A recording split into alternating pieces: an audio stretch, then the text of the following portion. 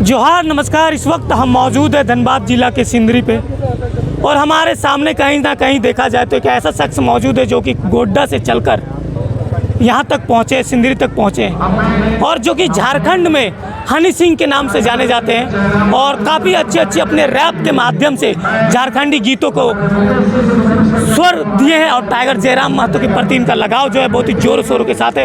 आइए इनसे जानने का कोशिश करते हैं। सबसे पहले तो जोहार दादा आपको। जोहार दादा आपको भी। दादा आप सिंदरी की धरती पे पहुँचे हैं जी। क्यों पहुँचे दादा, काहे पहुँचे हैं?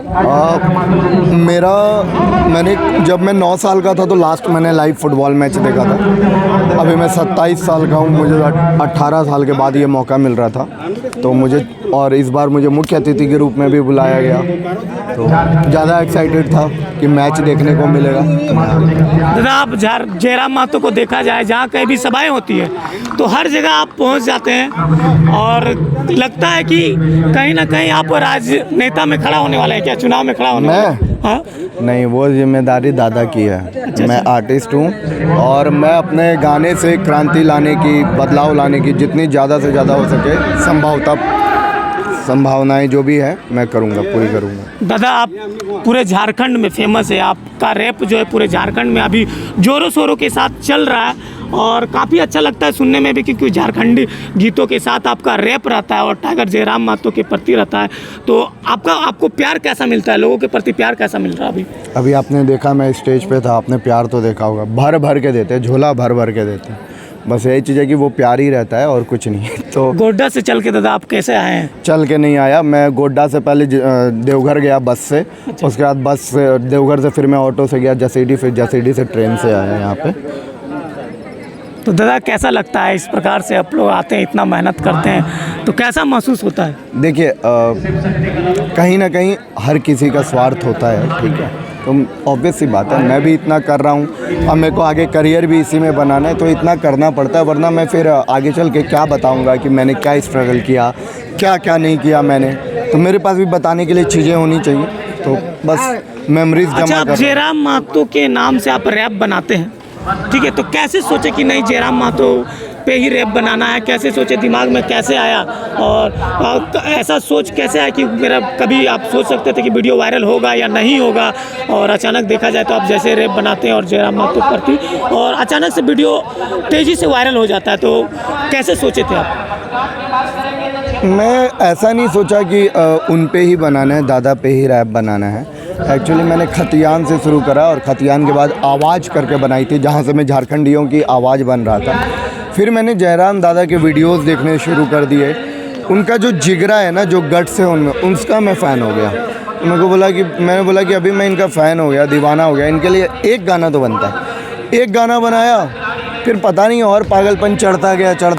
मैं बोला यार कोई 4 घंटे कैसे स्कॉर्पियो पे खड़े होकर बोल सकता है लगातार, और वो भी हर एक बिना किसी त्रुटि के एक मुद्दे वाली बातें।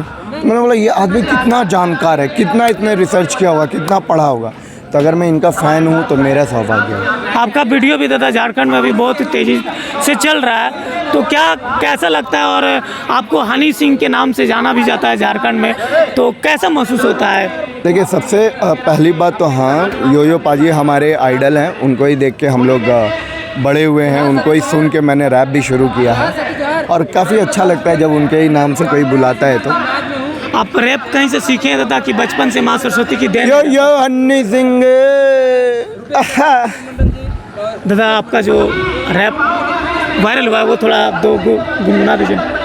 जी, झारखंडी को यहाँ खतियान बोलते हैं, हम जो बोलते हैं सरेआम बोलते हैं, आपको जो चाहिए लगाम बोलते हैं, और टाइगर को यहाँ जयराम बोलते हैं। खेत में जो दिखे किसान बोलते हैं, जो माटी हमसे मांगे उलगुलान बोलते हैं, जो बोलते हैं सरेआम बोलते हैं। झारखंडी को यहाँ खतियान बोलते हैं। माटी का मामला किसी पार्टी का नहीं, इनकी बोली में वो दम किसी छाती में नहीं, ये लड़ाई हक की किसी जाति का नहीं, सच्चाई को बुराई झुका पाती ही नहीं। नमन है झारखंड के हर एक लाल को, विनोद बाबू निर्मल महतो जैसे मिसाल को, इतने क्रांतिकारी किन का लूम नाम, सबकी परछाई बन के आए जय राम। सिंदरी की धरती में पहुँचे हैं दादा आप, क्या कुछ देखे सिंदरी में यहाँ? देखिए सबसे पहले तो थोड़ा सा स्वार्थी बन जाता हूँ, मेरा चैनल है यूट्यूब पे सूरज टाइलॉन, आप लोग प्लीज़ जाएँ चेकआउट करें।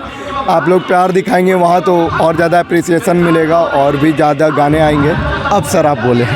मैं चाहता हूं कि इनके जो चैनल है यूट्यूब और फेसबुक पे सूरज टैलोन के नाम से है, और इनके चैनल पे आप लोग विजिट कीजिए, जाइए सब्सक्राइब कीजिए, क्योंकि झारखंड के हित में काफ़ी अच्छे अच्छे सॉन्ग रैप निकाले हैं दोस्तों। और झारखंड में हनी सिंह के नाम से भी जाना जाता है, तो इनके चैनल में विजिट कीजिए। जितने भी सब्सक्राइबर मेरे हैं और आप सभी के भी जितने भी सब्सक्राइबर हैं, मैं आप लोगों से रिक्वेस्ट करता हूँ कि इनके चैनल में एक बार विजिट कीजिए, गाना सुनिए, काफ़ी मज़ेदार सॉन्ग है, काफ़ी मज़ेदार रैप गाते हैं और झारखंड में हनी सिंह के नाम से भी जाने जाते हैं दोस्तों।